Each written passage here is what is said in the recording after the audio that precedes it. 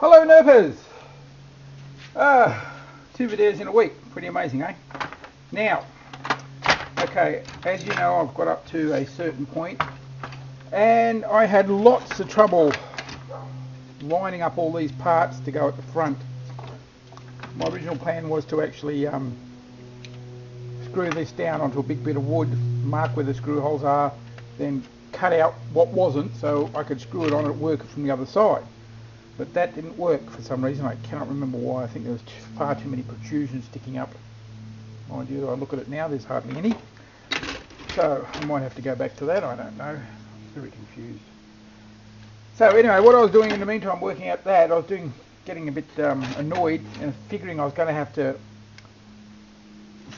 fit the gun together, secure it together and build everything all on it. So I thought I needed to do something about the buttstock, which I mentioned I was going to change.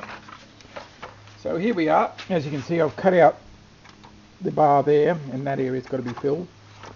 And what I did, I spent an inordinate amount of time shaping little bits of nylon to fit in that space, which was a complete and utter waste of nylon and time, because that's a stupid idea.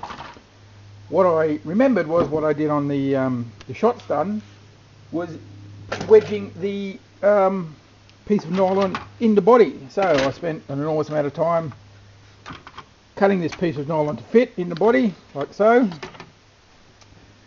grinding out all the stuff that it was getting in the way, and it finally works. It goes in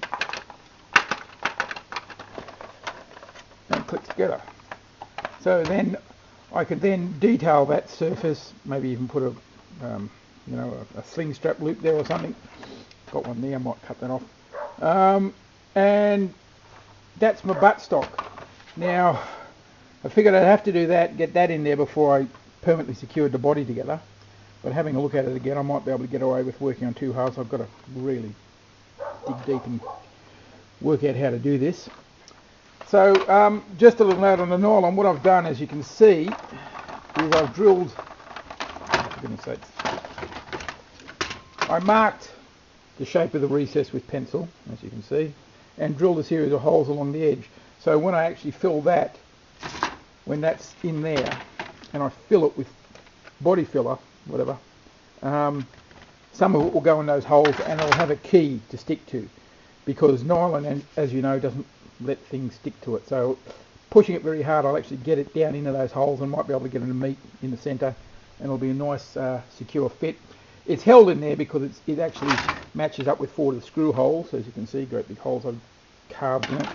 One here was too tight, and when I was pressing it in, it was a nice tight click fit, but I was actually pulling the body of the gun in, so the 2 halves weren't matching up. So I had to take that out, and those 3 will be sufficient. And that's about as far as I've got, but it's only been like a week since my last video, so I'm pretty happy with that. So I'll get on with this again. Oh, one other thing I've managed to do. I was talking about putting that ejector port off the Rampage, I think it is.